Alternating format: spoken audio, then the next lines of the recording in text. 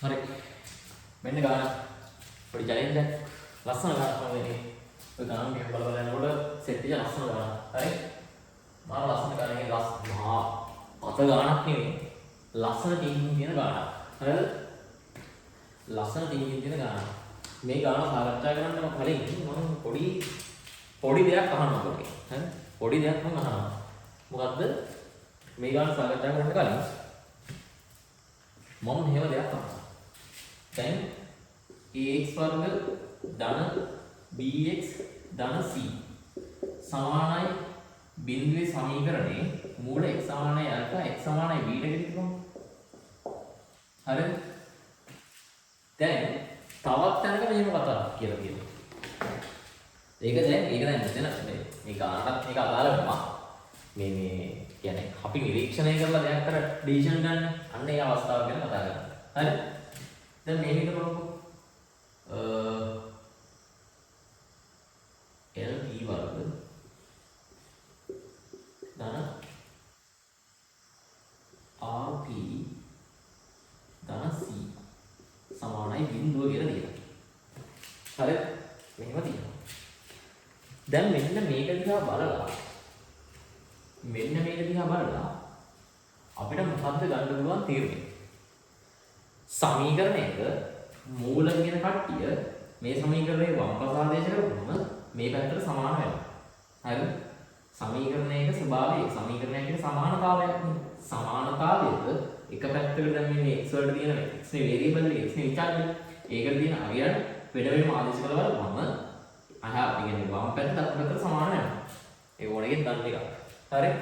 දැන් මෙතන x අනම්මනම් දුක් නැහැ. හැබැයි මේක දිහා බලලා තීරණය ගන්න පුළුවන්. මේක වර්ග ප්‍රකාශනයක් කියලා වෙනවා නේද? හරි? මේක වර්ග ප්‍රකාශනයක් කියලා වෙනවා. එතකොට කාට හරි මෙහෙම කියන්න පුළුවන් බා.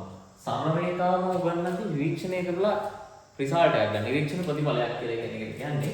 ඒ කියන්නේ නිරීක්ෂණ ප්‍රතිඵලයේ වචනේ. හරි? ඒක මම හොයාගත්ත එකක් නෙවෙයි ඈ. ලංකාවේ ඉන්න දක්ෂ ගුරුවරයෙක් හොයාගත්තු මොකද නැහැ. මොකද එයාගෙන් තමයි මේක ඇහුනේ. හරි? නිරීක්ෂණ ප්‍රතිඵලය. හරිද? ඒ කියන්නේ මේ ගාන සම්බන්ධව නේ. ඒ කියන්නේ මේ වචනේ යාගේ විතරම ඇහෙන්න තියෙන එකක්. හරි? මේ මම යම් කිසි දෙයක් කියන්නේ ගොඩක් දේවල් යාගේ මම මේ ඔය එයාව සෑහෙන වගේ අපිට මෙරා විශේෂයෙන් ඉහළ දැනන් තියෙනවා. ඒක යාගෙන් ගොඩක් දේවල් මම ඉගෙනගෙන තියෙනවා. පෞද්ගලිකව නෙමෙයි. එයා දන්නේ නැහැ මම කවුද එහෙම දන්නේ නැහැ. මම කොහොම පොඩි චරිතයක්. ඒකට මම ඒ චරිතෙන් ගොඩක් දේවල් ඉගෙනගෙන තියෙනවා. ඒකට මේක හරි ලස්සන දෙයක්. හරිද? නිරීක්ෂණ ප්‍රතිඵලය. මම ඒක දැන් මේකට ඇඩ් කරා. ඒ කියන කතාව සරල රේඛාවෙන් මම අල්ලගත්තා. ඒකට ඒක මම මේකට ඇඩ් කරලා බලුවා. අවුලක් නැහැ හැබැයි ඒකත් සෙට් වෙනවා. හරි? LP වර්ගය RP ධන C. C අපි මේකට දාමු Q කියලා එකක්. Q. හරි? මම මෙහෙම කතාවක් කියනවා. LX වර්ග ධන RX ධන Q සමානයි බිඳුවේ සමීකරණේ හරි සමීකරණේ x සමානයි p යනු මූලයක. හරි? මේක මෙහෙම වෙනවා නම් මේක මේ බිඳුවට සමාන වෙනවා නම් මේක දාගත්තක් නේ. හරි. නිරීක්ෂණ ප්‍රතිඵලයෙන් තමයි මම මේක කිව්වේ. හරි? ඔන්න හරි. ඔබ තමයි කියන්න ඕනා දිද්දි. හරි දැන් අපි ගන්නට යනවා. හරි. ලොකු විස්තරයක් මම ඉගෙන ගන්නේ නෑ. පොඩ්ඩක් නිකන් අදහසක් ගන්න එකද. හරි? අදහස කරයි ඈ. අදහස ගන්න තමයි පොඩි අයිඩියා එකක්. හරි දැන් මොකද වෙන්නේ? මම මෙහෙම වැඩක් කරනවා. ගාන මොනවා ඉස්සෙල්ලා. හරිද? ගාන මොකනවා?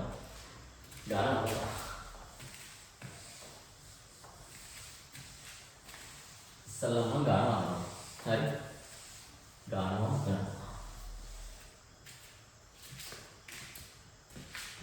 මේ ගාන කියන්නේ මේක පට්ට ගෙලන්නේ. මේක මේ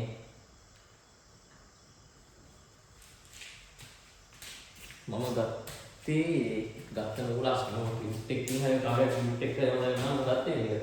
මේ ගාන ලස්සන වෙනකොට විතර මේ චැලෙන්ජ් එකකට දෙන්න ඕනේ කියලා ඔයගොල්ලෝ හදන්න. හරි? මේ දැන් මොකද කියන්නේ? ඇල්ෆා බීටා කියලා කියන්නේ x වර්ග ධන bx ධන c සමානයි බිඳුවේ මූලවලනේ. x වර්ග ධන bx ධන c සමානයි බිඳුවේ මූල ඇල්ෆා බීටා. ඒ කියන්නේ මේකේ මූල වෙන්නේ x සමානයි ඇල්ෆා x සමානයි බීටා. හරි? x සමානයි ඇල්ෆා x සමානයි බීටා. ඊට පස්සේ මොකක්ද කියන්නේ? මූලවල අතර අපට x වල 2n x වල 2n ධන b වල n x වල n ධන b වල n x වල n ධන c වල n සමානයි බිඳුවේ සමීකරණයේ මූලත් x සමානයි මොකද x සමාන එහෙම කියන්න බෑ සමීකරණයේ මූල ඇල්ෆා බීටා වෙනවා. හරිද? මූල ඇල්ෆා බීටා වෙනවා. ඒ කියන්නේ ඇල්ෆා බීටා කියන දෙන්නා මේ පැත්ත සුද්ධ කරනවා කියන එක තේරෙනවා. හැබැයි මේක වර්ගිත සමීකරණයද මොකක්ද කියලා දන්නේ නැහැ. එහෙනම් අපිට x සමානයි ඇල්ෆා x සමානයි බීටා කියලා ගන්න බෑ. තව ඒවනේ. හරි? මූල දෙකකින් මේක ඉවර වෙන්නේ. අපි දන්නේ නැහැ n කියන්නේ මොකක්ද කියන්නේ. හරි? n කියන්නේ මොකක්ද කියන එක අපි දන්නේ නැහැ. දැන් n කියන එක ඉරට්ටේ නිලියක් බව පෙන්වන්න ඉන්නකොට ටාගට් එක වෙන්න ඕනේ. ඒක ඉරට්ටේ සංඛ්‍යාවක් කියලා පෙන්වන්න නම් මොකක් හරි වෙන බලයක n බලය ධන අගයක් වගේ එනවා නම් ඒ වගේ දේවල් වලින් අපිට පෙන්වන්න පුළුවන්. ඒ වගේ දේවල් ඔළුවේ තියාගෙන නම් මේ ඉස්සරහට යන්නත් ඕනේ. අපිට ප්ලෑන් එකක් කියලා ඉවරක් හදන්න. ගානක් හදන්න අනිවාර්යෙන්ම ප්ලෑන් එකක් තියෙන්න ඕනේ. හරි? දැන් මම මේකට පොඩි වැඩක් කරනවා. මේක වර්ග සමීකරණයේ ස්වරූපෙම ලියා ගන්න බලනවා. මම හිතන්නේ මට පුළුවන් වෙයි. x වල n වල වර්ගය ධන b වල n x වල n වල පළවෙනි බලය ධන c වල n සමානයි බිඳුව. හරිද? මම x වල n කියන එක කියනවා. x වල n සමානයි t නම් t වර්ගය ධන bn t ධන cn සමානයි බිඳුවයි. අම්මසිරි. දැන් මොකද වෙන්නේ? මේක වර්ග සමීකරණයක් නේද? මේ වර්ග සමීකරණයේ ස්වරූපයක් ආවනේ. හරි. දැන් පට්ට ලස්සන වැඩක් වෙනවා. හරිද? දැන් පට්ට ලස්සන වැඩක් වෙනවා. දැන් ඔබ වර්ග සමීකරණයක් කියන තැනට එන එක මම හිතන්නේ කට්ටියට තේරෙන්න ඕන. හරි? වර්ග සමීකරණයක් කියන තැනට එන එක කට්ටියට තේරෙන්න ඕන. දැන් මම මෙයාට ඔය කියන ඇල්ෆයි බීටයි මූලවලනේ. එහෙනම් මෙයාගේ වම් පැත්ත මේ එහා පැත්ත දකුණු පැත්ත රුට් වෙනවානේ. ඒ කියන්නේ දෙක සමාන වෙනවානේ. ඒ නිසා මම ආදේශ කරනවා. ඇල්ෆා වල n වර්ගය ධන bn ඇල්ෆා n වල පළවෙනි බලය ධන c වල n සමානයි බිඳුව. ඊට පස්සේ බීටා වල n වර්ගය ධන bn බීටා n වල පළවෙනි බලය ධන cn සමානයි බිඳුව. මරණේ හරිද? ඊට පස්සේ මම බම් මේකෙන් දැන් මේක දිහා බැලුවට පස්සේ මට කියන්න පුළුවන් මෙහෙම. t වර්ග ධන bn t ධන cn සමානයි බිඳුවේ සමීකරණේ. හරි? සමීකරණය ඇල්ෆා n හා බීටා n මගින් රුට් කරනවා. පිළිගන්නවා? නිරීක්ෂණ වලට බලන්න මේ දැන් මෙතන ටිකක් ඇල්ෆා n කියලා දාන්න බීටා n කියලා දාලා කිසි ප්‍රශ්නයක් නැහැ. ඒ කියන්නේ මේ වර්ග සමීකරණය ඇල්ෆා n ගෙවි බීටා n ගෙවි රුට් කරනවා. ඒ කියන්නේ මේක වර්ග සමීකරණයක්නේ. එහෙනම් t සමානයි ඇල්ෆා n කියන්නේ එක මූලයක්. t සමානයි බීටා n කියන්නේ තව මූලයක්. ඔන්න ඔක තමයි උතන පොයින්ට් එක. හරි? t සමානයි ඇල්ෆා n කියන්නේ එක මූලයක්. මෙයාගේ t සමානයි බීටා n කියන්නේ අනිත් මූලය. මම ඉදිරිපත් කරා මෙන්න මේ ක්‍රම දෙක. ඒ කියන්නේ අවස්ථා දෙකකට මම ඉදිරිපත් කළා තමයි මම මේ නිරීක්ෂණය කරන රුට් වලට ආවේ. හරිද? දැන් right. දැන් අපි මොකද කරන්නේ? මම මෙහෙම වැඩක් කරනවා. දැන් ඊට පස්සේ අපිට කියලා දෙනවා නේද? ඇල්ෆා බෙදීම බීටා. ඇල්ෆා බෙදීම බීටා යන ඇල්ෆා බෙදීම බීටා යන මොකද්ද? ඇල්ෆා බෙදීම බීටා යන xn ධන 1 x ධන 1 n වල සමාන බිඳු මූලය. x n ධන 1 හරි x n ධන 1 ධන x ධන 1 n වෙනි පදය සමානයි බිඳුවේ මූලයක් එක මූලයේ මූලයක්. එහෙනම් එතනීලා මෙයාව සුද්ධ කරනවා. එහෙනම් ඇල්ෆා බෙදීම බීටා වල n වෙනි බලය ධන 1 ධන ඇල්ෆා බෙදීම බීටා ධන 1 n වෙනි බලය සමානයි බිඳුව. මොකද ඇල්ෆා බීටා මෙයාගේ මූලයක් නම් ඒ සමීකරණ වම්පස් ආදේශ කරලා කොහොමද අනුගතට සමානයි. ඒක ඕනෙකින් දන්නද? හරි. ඒ කියන්නේ මේ සමීකරණය තෘප්ත වෙනවා කියන එක. හරිද? මෙයා මේ සමීකරණය තෘප්ත කරනවා. කීවි වචන ලියනවා හරි. ඊට පස්සේ මම මෙහෙම වැඩක් කරනවා. මොකද කරන්නේ? ඇල්ෆා n බීටා n ධන 1 ධන ඇල්ෆා ධන බීටා බෙදීම බීටා වල n වෙනි බලය සමානයි බිඳුව. හරි. කොහොම සම්බන්ධයක් මට එනවා. හරි. දැන් මම මොකද කරන්නේ ඊළඟට? මට දැන් ඇල්ෆා ධන බීටා කවුද කියලා හොයාගන්න පුළුවන් නේද මෙතනින්? මූල එකතුව මූල ගුණිතය. ඇල්ෆා ධන බීටා. ඇල්ෆා ධන බීටා මොකද?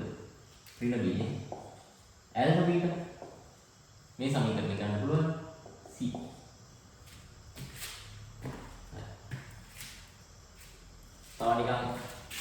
තව සම්බන්ධයෙන් මම ගන්න ඇල්ෆා බීටා වල n වෙනි බලය සමානයි c වල n වෙනි බලය කියලා ගන්න පුළුවන්. හරි. දැන් ඇල්ෆා n ධන බීටා n බෙදීම බීටා වල n වෙනි බලය.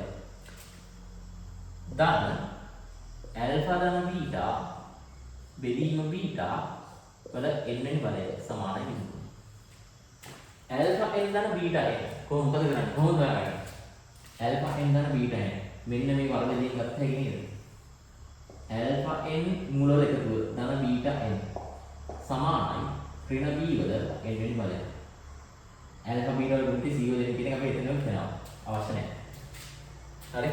දැන් ඇල්ෆා n ධන බීටා n මොකද්ද? ඍණ b වල n ඍණ b වල n බෙදීම බීටා n. හරි. ධන ඇල්ෆා ධන බීටා වල n වෙනි බලය. ඇල්ෆා ධන බීටා කියන්නේ ඍණ b. ඍණ b වල n වෙනි බලය. බෙදීම බීටා වල n වෙනි බලය. සමානයි බිඳුවයි. පට්ට ලස්සනයිනේ. පට්ට ලස්සනයි. මම මේ ඔක්කොම බීටා එක වැඩි කරනවා බීටා n බිඳුවට සමාන නැහැ කොහොමද? ඒක වෙන්නේ නැහැ. බීටා n බිඳුවට සමාන නැහැ. මොකද බීටා n බිඳුව උනොත් මේක අර්ථකථන කේස් එකක් වෙලා වැඩේ අවුල් වෙනවා. බීටා n බිඳුවක් වෙන්නේ නැහැ. හරි. ඊට පස්සේ ඔක්කොම බීටා n වලින් වැඩි කරාම ඍණ b වල n ධන ඍණ b වල සම්පූර්ණ n වෙනි බලය සමානයි බිඳුව. ඍණ b වලින් මේ පැත්තට මම ගෙනියනවා. ඍණ b වල n වෙනි බලය සමානයි b වල n. හරි. ඊට පස්සේ මම මෙතනින් ඍණ එකක් එළියට ගන්නවා. ඍණ එක වරක් b වල n වෙනි බලය සමානයි b වල n වෙනි බලය. එතකොට මම වෙන වෙනම මෙයාට දාර්ශනික දෙනවා. ඍණ එකේ n වෙනි බලය වැඩි කිරීම b වල n සමානයි b වල n. b අසමානයි බිඳුව කියලා කියනවා නේද? b අසමානයි බිඳුව නම් මෙයාට මෙහා සුළු වෙනවා. හරි. ඊට පස්සේ ඍණ එකේ n වෙනි බලය සමානයි 1යි කියලා යනවා. ඍණ සංඛ්‍යාව ඍණ එකේ n වෙනි බලය 1 වෙන්න නම් අනිවාර්යෙන් මොකක් වෙන්න ඕනද? d1 ඉරට්ට වෙන්න ඕන. n ඉහත සම්බන්ධතාවය යුක්ත වීමට n ඉහත සම්බන්ධතාවය යුක්ත වීමට n ඉරට්ටේ විය යුතුයි. ඔන්න උත්තරේ. දඩ ගාන දඩ සුළු විදිහින් මේව රිපෝට් කරනවා. හරි. පොඩ්ඩක් හිතන්නයි තිබ්බේ. පොඩ්ඩක් හිතුවා නම් මැච් එක ගහන්න පුළුවන්. හරි. තව ක්‍රම වලට යන්න පුළුවන්. තව ක්‍රම වලට යන්න පුළුවන්. මම ටික්ුනේ මේක. තව ක්‍රම වලට යන්න පුළුවන්. හරි. මේ ඔක්කොම බීටා n ගෙම්බෙට කොහොම ඇල්ෆා n දෙකින් බීටා n එහෙමත් යන්න පුළුවන්. cn දෙදීම බීටා n cn කියන්නේ කවුද? මෙයාගෙන දාගෙන මැච් එක ගහගන්න පුළුවන් වෙයි. හරි. රයිට්. ඔක තමයි ගන්න. වීඩියෝ නවත්තලා ඉස්සෙල්ලාම ගන්න හදලා ඊට පස්සේ හදාගන්න බැරි නම් බලන්න.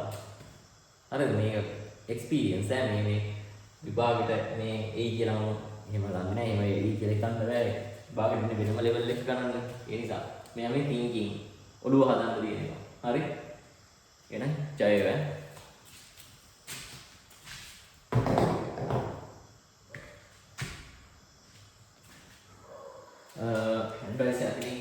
ඇඩ්වයිස් එකක් කිව්වොත් මෙහෙමයි. මොනවාවත් අපි දැන් මේ දවස්වල රට යන තත්ත්වෙත් එක්ක ඉස්සරහට කොහොමද දන්නේ නැහැ. අරුන් හරි නාකි කියලා ගන්නවා අපිට කියලා වෙලා යනවා. ඉතින් හැමතැනින්ම කියලා වෙන එක විතරයි වෙන්නේ. අරහෙන් යුද්ධේ සරටම යනවා. දැන් තෙලු පොඩ්ඩක් අඩුයි. එතකොට එහෙම ප්‍රශ්නයි. ඉතින් ඉස්සරහට ටියුෂන් හරි අධ්‍යාපනය කොහොම වෙයිද කියන කියන්නත් බැහැ. හැබැයි මම හිතන්නේ يعني ලෝකේ ඔය දිගටම ඔක නැවතුන් නැත්තම් එහෙම ලොකු අවුලක් වෙනවා. يعني නැවතුන් නැත්තම් ලොකු අවුලක් වෙනවා කියන එක ඕන එකෙක් දන්නවා. මම දකින්න විදිහටත් ඒ ලොකු අවුල කියන එක මුළු ලෝකෙටම බලපාලා අර ගල්ලු ගෙඩන සීන් එකකට අයියෝ කියලා එකමඩ හිතනවා. හරිද? ඒ කියන්නේ දැන් තාක්ෂණයේ දියුණුව උපරිමයට අවිල්ලා තියෙනවා. තාක්ෂණයේ දියුණුව උපරිමයට අවිල්ලා දැන් ඒ වගේ යුද්ධ කරනවා. ඊට පස්සේ ආයෙත් අන්තිමට යයි වගේ නිකන් ටීවී සීරීස් එකක් ඒ වගේ. හරි? කොහොම හරි ගමන්නේ මේ වෙලාවේදී කරන්න පුළුවන් දේ වැඩ කරන එකනේ. අපි දන්නේ අනාගතේ කොහොම වෙයි කියන එක. මේ වෙලාවේ වැඩ කරන්න. වැඩ කරලා ගේමක් ගහන්න try කරන්න. හරි? එතකොට මොකද තමන්ට ජීවිතේ මේ තමන්ට මොනවා හරි සල්ලි නැහැ හරි තමන්ට මොනවා හරි රිජෙක්ෂන් එකක් හරි තමන්ට මොනවා හරි කිඩ්ඩියක් හරි ආවෙක් ඉන්නවා නම් උන්ට උත්තර දෙන්න හොඳම ක්‍රමයක් තමයි අධ්‍යාපනය කියන්නේ. හරි? අධ්‍යාපනය කියන එක හොඳම ක්‍රමයක්. රටකට ගිහිල්ලා හම්බ කරන්න පුළුවන්. ප්‍රශ්නයක් නැහැ. හම්බ කරලා ලංකාවට එන්න පුළුවන්. ඒකත් අවුලක් නැහැ. හැබැයි අධ්‍යාපනයත් අරගෙන රටකට ගිහිල්ලා හම්බ කරන්න ගත්තම අන්ලිමිටඩ්. දිගටම කරගෙන ගියා. අර දැන් අරගේ කාලයක් ඉඳලා ලංකාවට එන්න වෙනවා. දික් කරගෙන එහෙම ඉන්න පුළුවන්. ඒ වගේ නේ රටකට ගියාම ඉගෙනගෙන ගියාම ඊට පස්සේ මාස්ටර්ස් හරි මොනවා හරි කරන්න ගියාම ඊටසේ මම ඒ ලොකුවට ඒ සම්බන්ධව දන්නේ නැහැ. දන්න විදිහට මගේ යාළුවෙම ඉන්නවා. PRN අරගෙන එහෙම අස්සරට ජීවිතේ ඉස්සරහට යනවා. හරිද? එතකොට ඒගොල්ලෝ මේ උගන්නන සීන් එකට ඒවට ආවේ නැහැ. ඒගොල්ලෝ වෙනම පාත් එකක් තෝරගත්තා. මම ආස මේකට. මම ආසද මේක. මම ගණන් ඉගෙන ගන්න ඇත්තටම ආසයි. ඉගෙන ගන්න ආසයි නෙමෙයි මම. ඉගෙන ගන්න ආසයි නෙමෙයි මම ගණන් හදන්න ආසයි.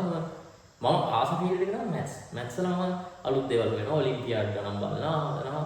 දැන් මේ අජන්සර්ගේ ඔලිම්පියාඩ් ගණන් ලිස්ට් එකක් එනවා නේද? මරු ගණන් ටිකක් තියෙනවා. ඉතින් ඉන්න ගමන් ඒවෙන් හදනවා. හරි? මේ කොහොම හරි එහෙනම් හැමෝටම ජය වේවා. right